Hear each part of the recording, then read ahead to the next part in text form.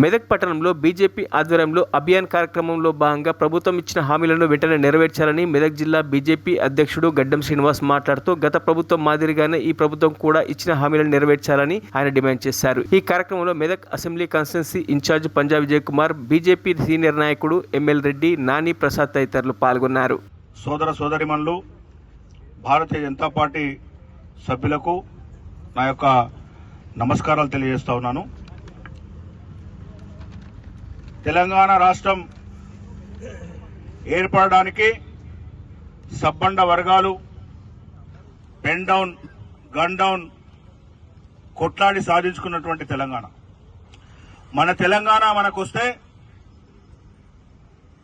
మన నీళ్లు, మన నిధులు, మన నియామకాలు మనకుంటాయని చెప్పేసి ఆశించి అప్పుడు కూడా మీరందరూ కూడా తెలంగాణ ఉద్యమంలో కీలక పాత్ర పోషించి తెలంగాణ ఏర్పాటులో మీరు కూడా భాగస్వాములైనటువంటి విషయం మేము మర్చిపోలేము.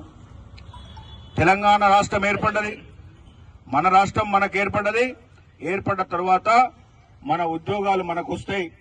మన కాంట్రాక్టు అనే పదాన్ని డిక్షనరీలో తీసేస్తా అని చెప్పేసి అప్పటి ముఖ్యమంత్రి చెప్పడం జరిగింది.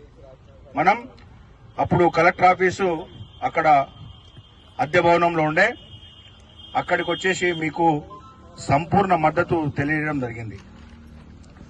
తెలంగాణ ఏర్పడ్డ తర్వాత తెలంగాణ నిరుద్యోగులు కావచ్చు, ఉద్యోగులు కావచ్చు, వీళ్ళ యొక్క బతుకులు బాగుపడతాయి అని చెప్పేసి పోరాడి కొట్లాడి సాధించుకున్నటువంటి తెలంగాణలో అప్పటి ప్రభుత్వం, అప్పటి పార్టీ కేవలం కల్వకుంట్ల చంద్రశేఖరరావు గారి యొక్క కుటుంబం మాత్రమే బాగుపడ్డది.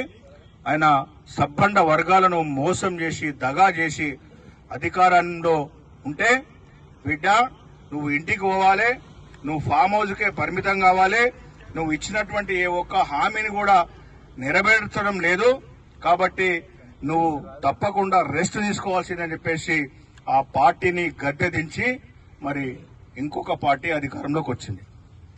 మరిన్ని అప్డేట్స్ కోసం మా ఛానల్ని సబ్స్క్రైబ్ చేయండి.